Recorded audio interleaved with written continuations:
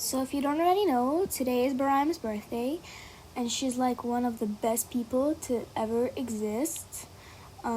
She's turning 14, and she's been with me for like my entire life. She's only 6 months older than me, and I'm gonna make a video just talking about Baraem and just talking about stuff you didn't know about Baraem while watching this beautiful royal high montage of the imitation of like an outfit that she wore today for her birthday. And you are like, oh my god, Baraem, you look so much like your mom. And she was like, I know, right? And it's pretty weird because she's been wearing literally the same 3 dresses since forever. It's always been red dress, normal, purple dress, special occasion, blue dress, sad occasion, and that's been the entire thing. So yeah, she's 6 months older than me. She's a 3rd child. She has 2 older siblings, 1 older sister and 1 older brother. And when her mom literally like sent her to like our world with the rest of like the Centurions, and she wasn't able to get away, unfortunately. She sent her away with her sister and her brother. And me and Baraem would like be always together, like always together. But her sister and her brother, we'd see them occasionally. And whenever we'd ask Baraem's older sister, hey, how did Baraem and I meet? Like we don't remember. Like we've been literally with each other forever. And she would always make up some like goofy reasons involving catapults and throwing and eating.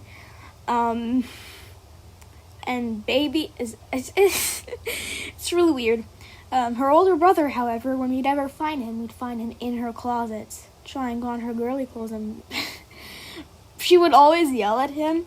And for some reason, when I was 3, that was the funniest thing ever. That was the funniest crap ever. And that was the funniest thing I would ever hear. Yeah, when we were 4, we had like really weird humor. And throughout my entire childhood, I would play with nobody else but Baraem. That led to a lot of problems at the park, and I'd be playing with Baraem, and somebody's like, can I play with you? And I'd be like, okay, Baraem agrees, and then I basically explained to her a lot of stuff that's going on in the magic world, and then she'd be like, no, can you change that? Can you make there not be a crazy armless donkey trying to kill everyone? And I'm like, girl, I think we both agreed that the magic world is real here. I have like no control over what happens whatsoever. And she'd be like, yeah, but can you like change? I can't change nothing. And Baraem would be like, oh, humans are stupid.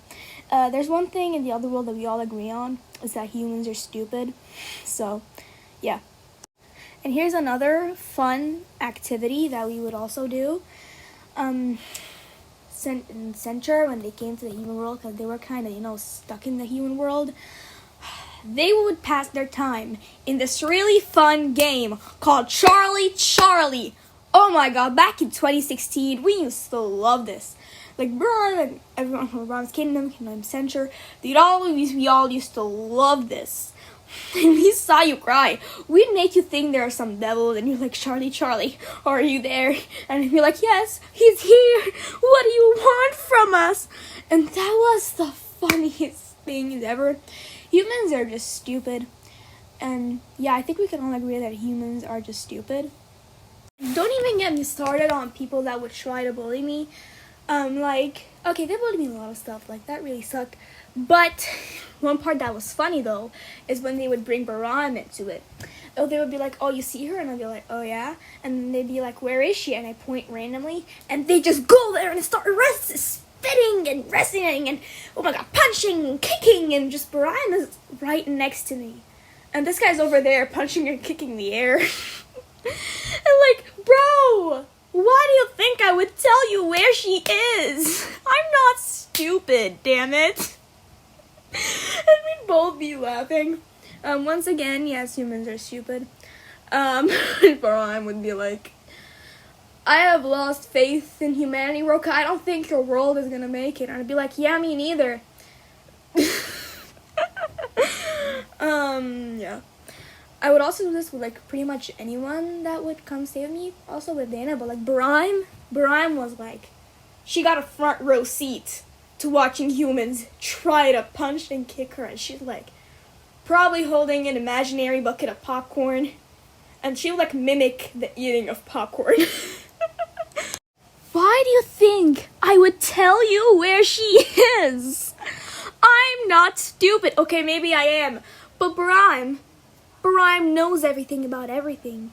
And by knows everything about everything, I mean this girl is a literal genius. She basically just, after we got sucked into a portal, she read a few things, she looked around, all of a sudden, she knew everything.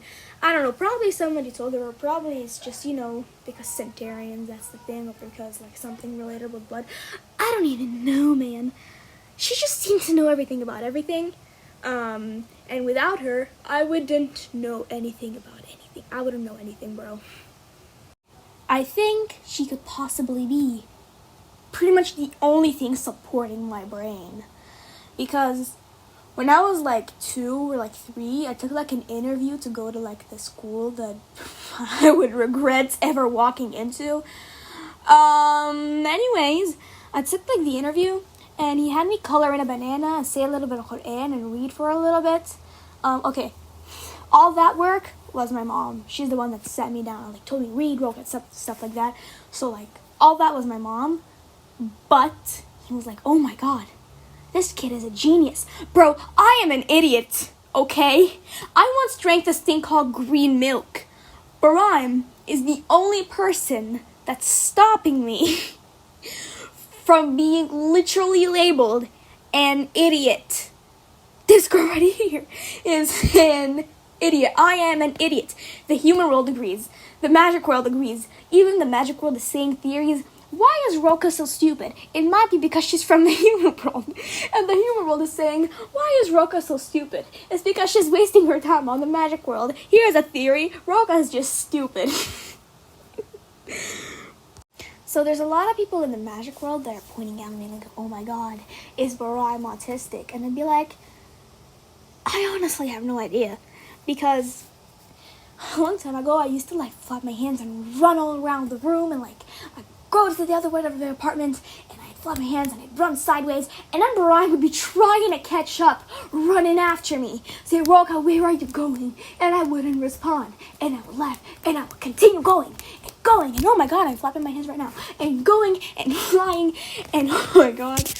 The only time I ever saw Baraem flap her hands is because she was trying to imitate me. And I'd be like, hey Baraem, look at me, I'm flying. Hey, Baraem can fly. Why did I never mention that before? Baraem can fly. She just really hates, despises flying. As much as she despises the song that goes, ooh, ee, ah, ting, ting. She hates that song. Why am I singing it in a video that's supposed to be for her? She hates that song. She hates a lot of things that humans find really entertaining. She really hates Roblox so much.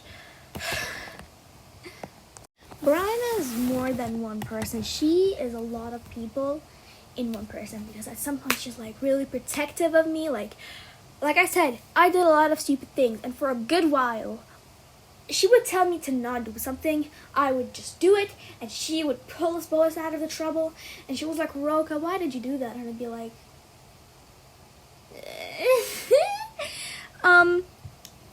but yeah, she's really protective of me. She's like, and most of the time she's like really serious. Like at that one point when we were like doing the April 10th thing, we were basically having like sort of a war with the Snow Queen, and we'd be preparing and stuff, and like going through the hills of Center. Center has a lot of hills, and for us to walk, for the Centurions to walk in their own country without being seen by like the Snow Queen and stuff, we'd have to walk in between the hills, and that was super dangerous, and it was really difficult, and it was stuff that we were planning for. And then when she was planning for stuff, she would write me like secret letters in Petulian. I started developing a Petulian handwriting that my teachers couldn't read. My teachers would be lucky if it was super like similar to the Petulian alphabet. Sometimes it would just be like me not focusing about anything. It's just like Petulian alphabet. in English. Like, it's English, but it's the between alphabet. Because I'm so used to Baraem sending me letters in the between alphabets. And it all got stolen by this one girl named Nikki. She was on our side. She pretended to be on our side. She was actually a spy for the Snow Queen the entire time. And she tried to steal our plan by, like, faking her death. And she tried to steal our plans. And we woke up one morning and we found out that our plans were stolen. And we'd be like, oh my god, we're doomed. We're screwed. Luckily, the Snow Queen did not speak Petulian. One huge sigh of relief. Baraem was popping mad at me. I don't want to remember that. And at the same time, Baraem got, like, really, really, really injured. And she had, like, something that would make her grow taller and skinnier. And I was like, we were worried. And I would walk to Censure, and I would get, like, the medicine from Censure and run back before the Snow Queen sees me. And it was one big jug of the fountain water, like, every day. And I bring it to Baraem, and he'd be so worried. I don't want to remember these days. Yeah, there's some really bad stuff going on in the magic world. Really bad. I censor a lot. Trust me when I say I censor a lot. There were so much awful moments that I transformed into cheesy, quirky, royal high adventures. Oh my god. There was people dying, there was people getting tortured, and I would literally traumatize myself to sleep. I would literally scare myself to sleep. That's the only way I would be able to let myself sleep peacefully. And then whenever Baraem wasn't there, and I'd be, like, at the park, and I'd be, like, playing with someone, they just want to play chase. I'd be like, yes, and if you catch the other one, you'll get to torture them forever. And they'd be like, oh my god.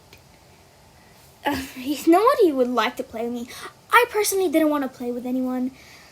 I didn't even want to play. I didn't even want to exist. I probably still don't want to exist. Oh my god. The magic world is really something. And then people are over here saying, you stop escaping reality. You're skipping the magic world to escape reality, bro.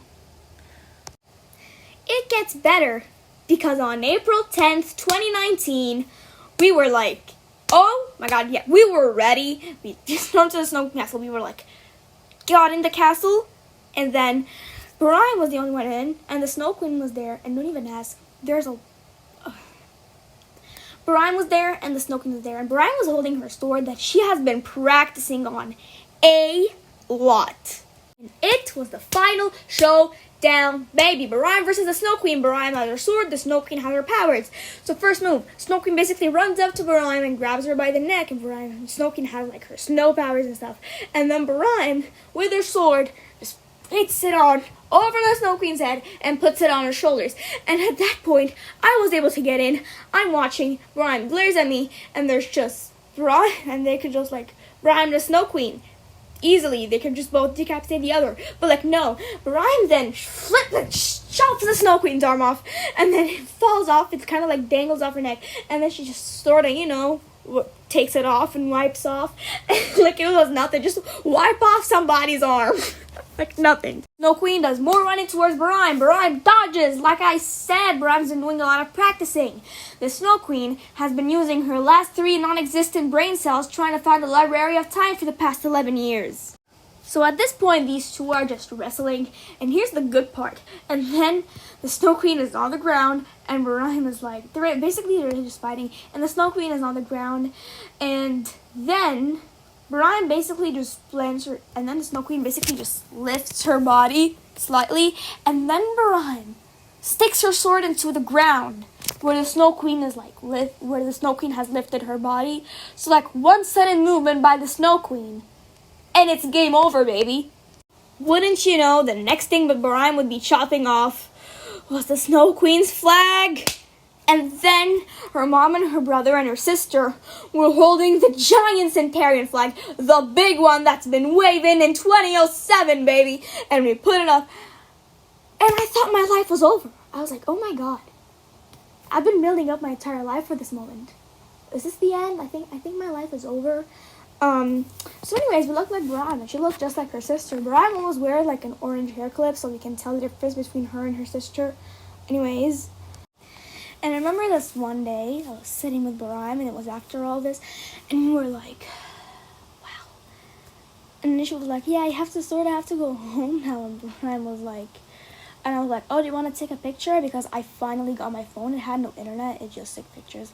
I was like, hey, do you want to take a picture with me? I was like 9 going on 10, and she was 10.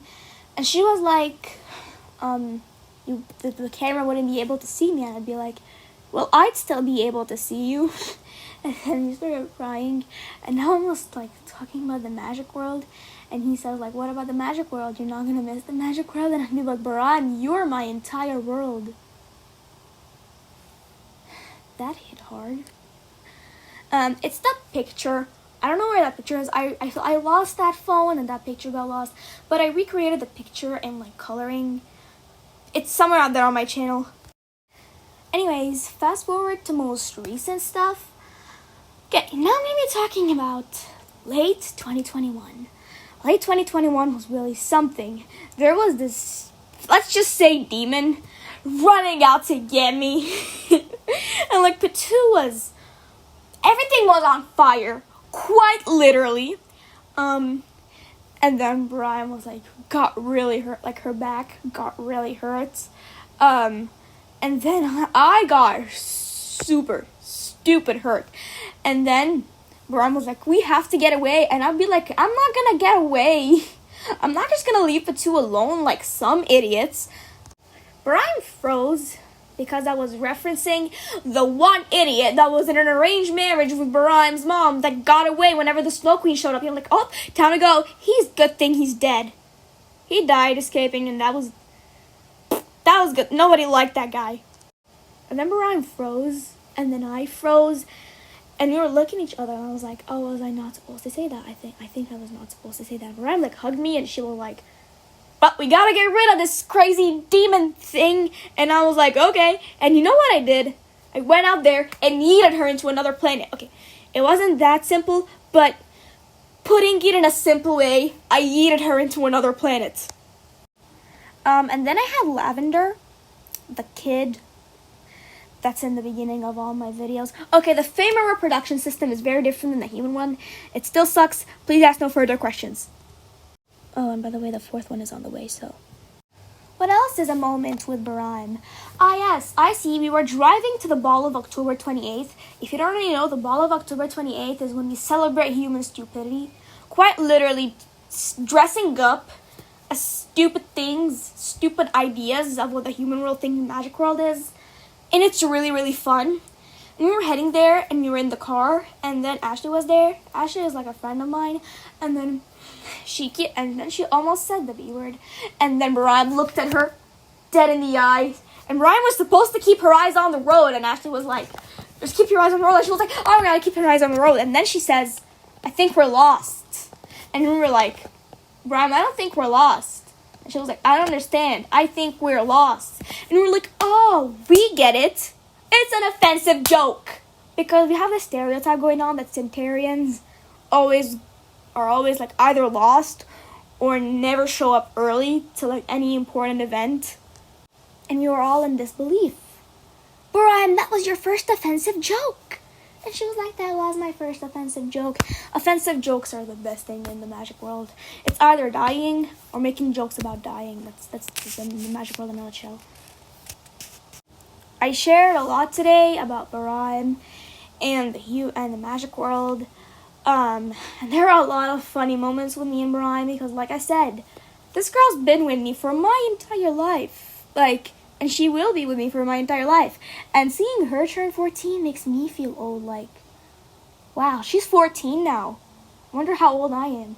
I'm 13 going on 14. Wow. Okay, I guess it's not that old, but we're really progressing. Okay, so that wraps it up for today. See you next time. You probably didn't watch so far. If you did, thank you so much. See you next time.